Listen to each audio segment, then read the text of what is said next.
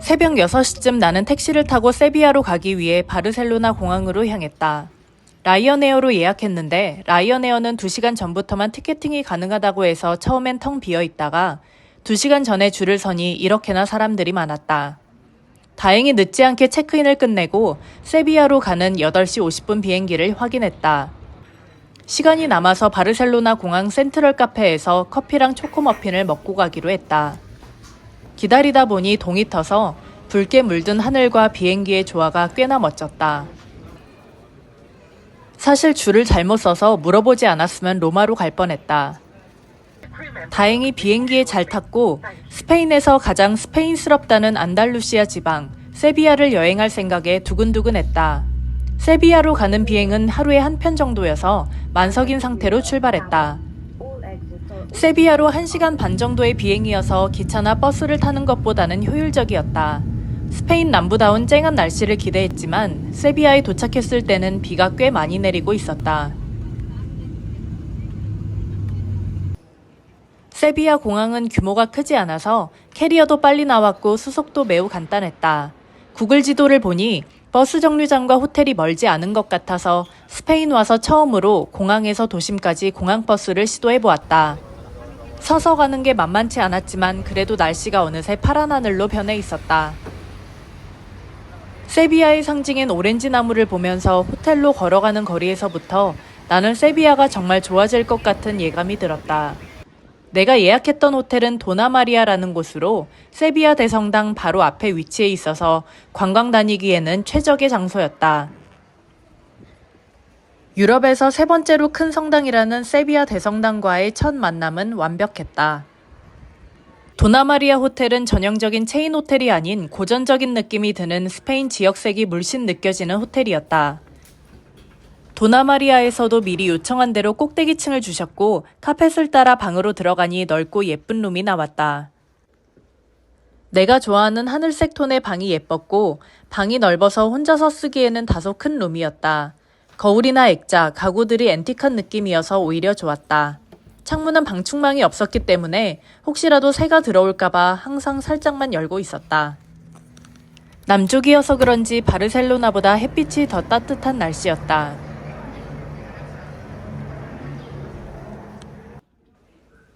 세비야도 세면대는 2개였고 도나마리아 호텔은 무려 욕조가 있어서 반신욕도 가능한 화장실이었다. 이건 호텔 전용 어메니티 같은데 향이 너무 좋아서 브랜드를 알고 싶을 정도여서 한번 찍어봤다. 새벽부터 일찍 일어나서 피곤하긴 했지만 오늘같이 관광하기 좋은 날씨를 놓치긴 아까워서 바로 준비하고 나갔다. 내가 있는 층은 꼭대기라 루프탑이 바로 이어져 있어서 호텔에서 보는 뷰도 좋아 보였다. 나는 우선 나가서 가장 가보고 싶었던 스페인 광장으로 향했다. 가는 길에 스페인에서 유명하다는 요거트 맛집인 야오야오에도 들렀다. 요거트를 먹으면서 호텔에서 20분 정도 걷다 보니 스페인 광장이 보이기 시작했다. 들어가자마자 화려하면서도 멋진 건축물에 감탄사밖에 나오지 않을 정도였다. 스페인 광장은 1926년에 이베리코 아메리카 엑스포 때문에 만들어진 광장인데 반원으로 된 광장은 팔을 벌리고 환영한다는 의미를 담고 있다고 한다. 개인적으로 스페인 여행 중 가장 멋있었던 곳이었다. 스페인 광장에는 거의 항상 이렇게 플라멩고 공연이 있는데 이렇게 나이가 많은데도 열정적으로 추는 플라멩고도 멋있어 보였다.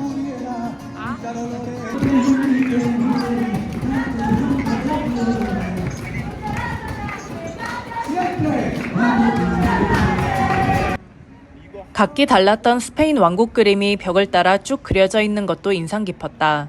스페인 광장은 정말 스페인 문화의 꼭지점을 느꼈던 건축물이라 3박 있는 동안 한 번 더 와야겠다고 생각했다.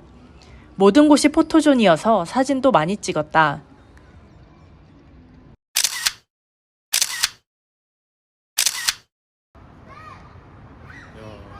스페인 광장의 감동을 뒤로하고 이번에는 황금의 탑을 가보기로 했다. 황금의 탑에 가면 과연 황금이 있는 걸까? 황금의 탑은 자율기부를 하고 입장을 할 수 있는데 내부는 신대륙을 발견했던 시대의 역사적 유물들이 전시되어 있었다. 아마 신대륙 발견 이후 황금시대를 열었던 역사 때문에 이렇게 이름 지어진 게 아닌가 싶다. 내가 황금의 탑에서 가장 마음에 들었던 건 세비야 시내가 내려다 보이는 옥상이었다. 세비야야말로 스페인의 황금시대를 열었다는 것에 수긍될 만큼 모든 곳이 유적지 같고 반짝반짝 빛나는 도시라고 생각한다.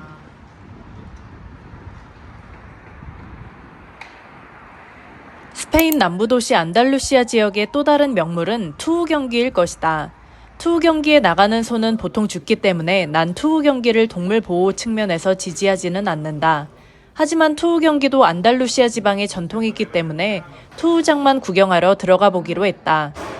바르셀로나 같은 카탈루냐 지역에서는 투우 경기가 금지되었지만 안달루시아 지역에서는 4월부터 투우 경기가 아직도 있다고 한다.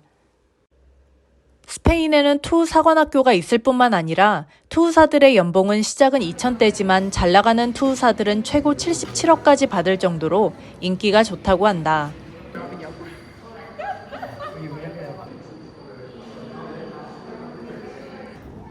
투우장으로 들어가 봤는데 규모가 아주 크지는 않았다.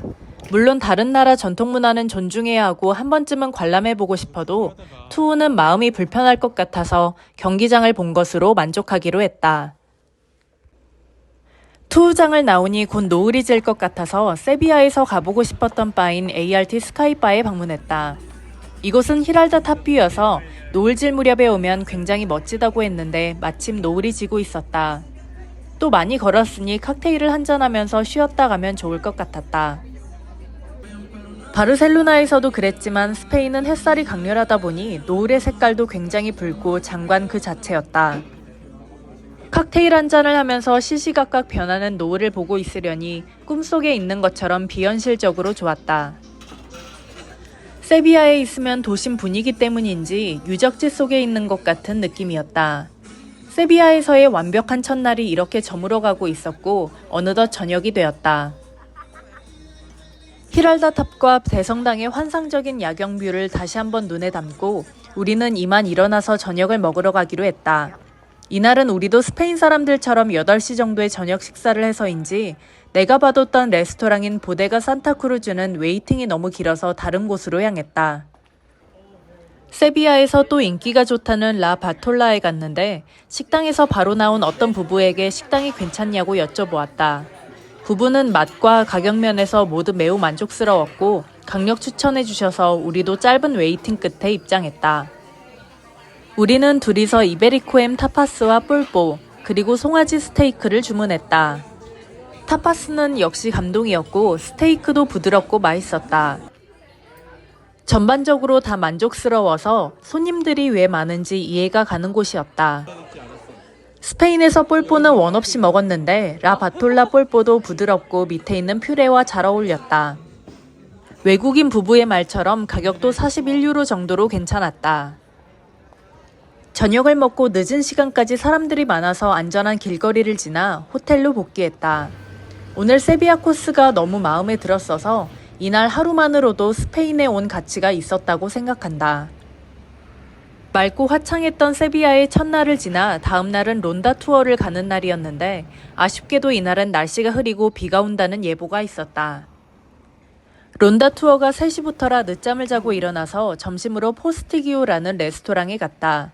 이곳은 스페인 전통 음식인 볼살 스튜가 유명한 곳이라고 했다. 내부도 분위기 있고 펍 느낌이 나는 멋진 곳이었다. 세비야의 장점은 바르셀로나와 마드리드에 비해 물가가 비교적 저렴하다는 것이었다. 그래서 나는 혼자서 2개를 모두 맛보려고 볼살 스튜와 하몽 크로켓을 같이 주문했다. 스페인에 와서 크로켓의 매력에도 빠져서 크로켓이 있으면 자꾸 주문하게 된다. 여기 감자튀김도 정말 맛있었다. 이렇게 먹으니 여행을 가면 살이 자꾸 찐다.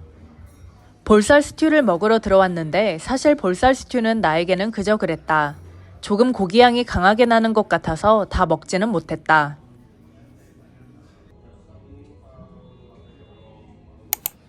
점심을 먹고 스타벅스에서 커피 한 잔을 하면서 조금 쉬다가 3시에 콜룸버스 동상 앞에서 출발하는 론다 당일 투어로 향했다. 대형 버스여서 자리가 많을지 알았는데 거의 만석일 정도로 한국인 관광객들이 많아서 우리나라 사람들의 여행에 대한 열정이 대단하다고 생각했다. 스페인을 막연히 가보고 싶다고 생각했던 적이 딱 2번 있었는데 하나는 론다의 다리 사진을 보고였고 하나는 나중에 방문하게 될 마드리드 부근의 마을인 돈키호테 배경이 된 풍차마을 사진이었다. 그 중에 한 군데를 드디어 오늘 볼 수 있어서 설렜다. 가이드님이 가는 버스 안에서 스페인 문화나 간단한 회화를 알려주셔서 몰랐던 것을 알게 되어 재밌게 들으면서 2시간 반 정도를 달려 비가 쏟아지는 론다에 도착했다. 론다는 해발고도 750m에 있는 도시라 고산지대인 만큼 다른 도시보다 춥고 비도 많이 내리는 것 같았다. 내가 갔던 날은 우산을 펼 수 없을 정도로 강풍과 폭우가 쏟아져서 다들 난리도 아니었다. 안달루시아 지방은 투우 경기가 유명한데 이곳 론다에서 세계 최초의 투우 경기장이 세워졌다고 했다.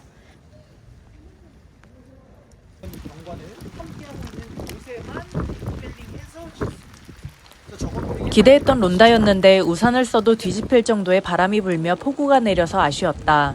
날씨 때문에 여기서 걸어서 20분 걸리는 론다 전망대도 임시적으로 폐쇄되었다고 했다.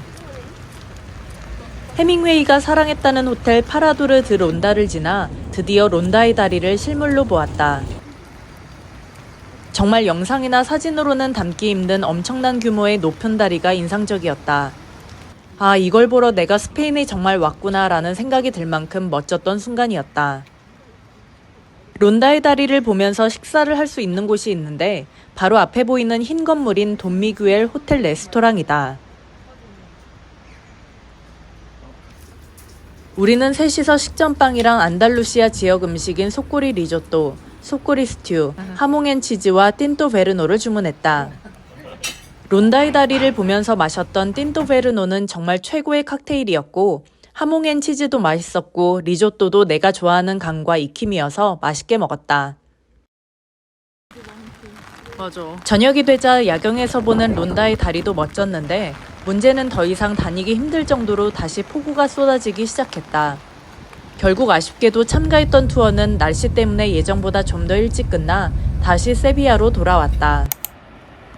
하루 더 있었다고 이제 대성당만 보이면 세비야가 집 같았다. 호텔에 도착하니 어느덧 시간은 11시여서 빗속에서 종일 다녔던 나는 바로 잠에 들었다.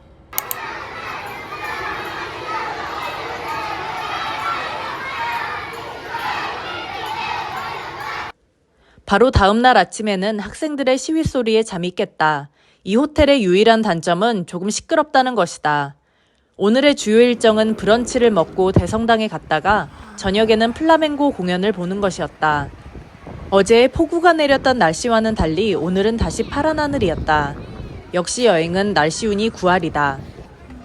나는 브런치를 먹기 전에 마그넷을 하나 구매하고 구스토라는 맛있어 보이는 식당을 발견해서 들어갔는데 여기가 스페인에서 먹었던 브런치 중에서는 최고봉이었다.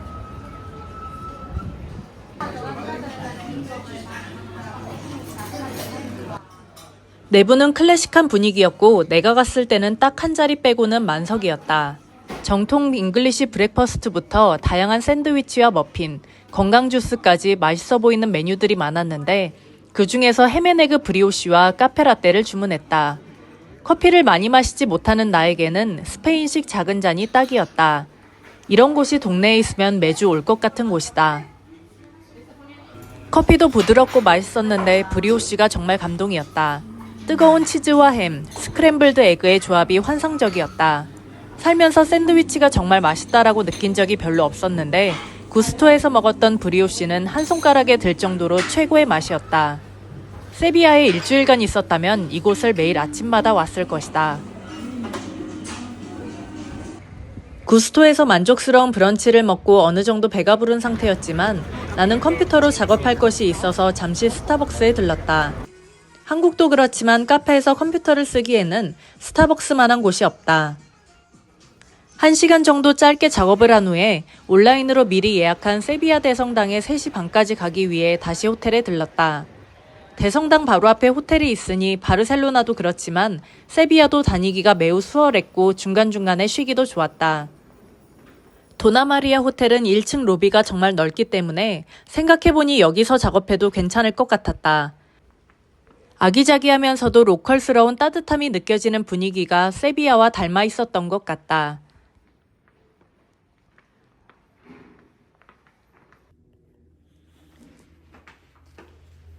내가 곧 방문할 세비야 대성당은 세계에서 세 번째로 큰 대성당이라 세비야에서 필수 방문해야 하는 곳이었다. 입구를 약간 헤매긴 했지만 이곳이 바로 입구였다. 그럼 잠시 세계에서 세 번째로 크다는 대성당을 둘러보러 가보자.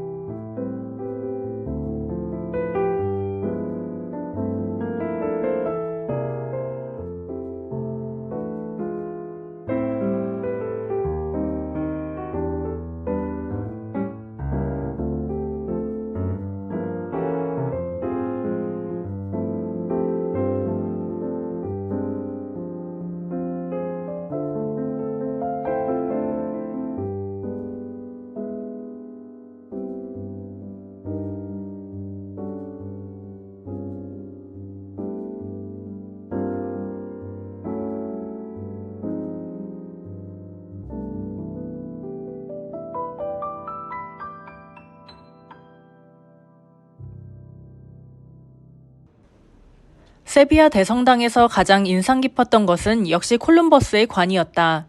콜럼버스의 관은 네 사람이 어깨에 메고 공중에 떠 있다는 특징이 있는데, 이는 말년에 좋지 않았던 콜럼버스가 나는 죽어서도 스페인 땅을 밟고 싶지 않다라는 그의 유언을 따라 만든 것이라고 한다.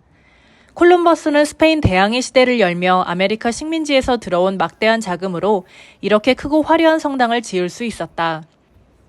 실제로 화려한 고딕 양식의 세비야 대성당에 있는 중앙재단은 아메리카 식민지에서 들어온 금을 사용해 만들었다고 한다.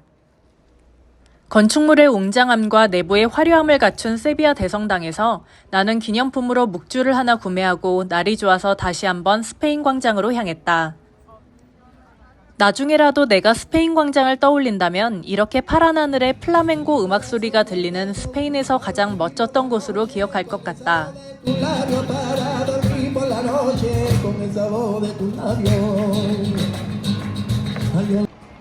마음에 쏙 들었던 여행지일수록 또 언제 올 수 있을까 하는 마음에 아쉬운 마음이 드는 건가 보다. 세비야에서의 마지막 저녁은 모란트라는 곳에서 먹었는데 스페인을 닮은 빨간 의자 시트가 인상 깊었던 레스토랑이었다. 전반적으로 매우 고급져 보였지만 가격이 아주 비싸거나 한 건 아니었다. 스페인은 우선 술이 매우 저렴한 편이고 게다가 와인이나 칵테일이 정말 맛있어서 술을 안 좋아하는 나도 꼭 한 잔씩 먹게 되었다. 또 식전빵도 매우 맛있었는데 올리브유와 발사믹을 찍어 먹으면 딱이었다. 메인 요리로 우리가 주문한 건 2명에서 시킬 수 있는 빠에야였다. 여기 빠에야는 노란빛을 띠고 있는 것이 특징이었는데 무난하게 먹기 좋은 맛있는 빠에야였다. 여긴 인테리어가 다 멋져서 심지어 화장실도 매우 좋았던 기억이 있다. 저녁을 먹고 마지막 세비야의 밤을 장식할 플라멩고 공연을 보러 공연장으로 향했다. 참고로 나는 도나마리아 호텔에서 미리 7시 반 표를 구매했다. 공연장도 멀지 않았고 여러 플라멩고 공연이 있었지만 내가 예약한 곳은 꽤 규모가 큰 곳인 듯했다. 자리는 거의 만석이었다. 공연 중에 촬영은 안 되기 때문에 마지막 무대 인사하는 것만 찍어보았다.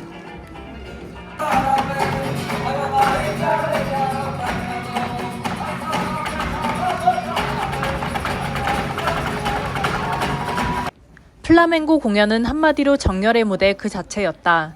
공연을 보고 있노라면 나도 플라멩고용 슈즈를 신어보고 싶어질 정도였는데 특히 젊은 남자 무용수는 전율이 오를 정도로 춤을 멋지게 추셨다. 아쉽지만 이제 세비야 여행을 마무리할 시간이었다. 세비야에서 마음에 쏙 들었던 아늑했던 호텔과 뜨거운 태양과 어울리는 웅장하고 멋진 스페인다웠던 스페인 광장과 대성당, 그리고 플라멩고의 진수와 친절한 스페인 사람들까지 인생 여행지로 남을 것 같았다. 마지막으로 도나마리아 루프탑에서 세비야의 상징과 같은 히랄다 탑을 보면서 세비야에서의 하루를 마무리했다. 세비야는 눈이 즐거웠던 도시라 도시의 강렬한 색이 아직도 눈에 선하다. 이제 이리오를 타고 스페인 수도 마드리드로 떠날 시간이었다. 다음날 아침이 밝았고 나는 호텔에서 콜택시를 불러서 기차역으로 출발했다. 3박이었지만 어느새 집 같아진 도나마리아 호텔과도 작별이었다. 여행을 하면서 내가 머물렀던 방은 대답할 수 없지만 마치 나를 볼 수 있는 것처럼 나도 작별 인사를 하게 된다. 즐거웠던 기억만 가지고 잘 있다가 갑니다. 세비야, 우리 꼭 다시 보자.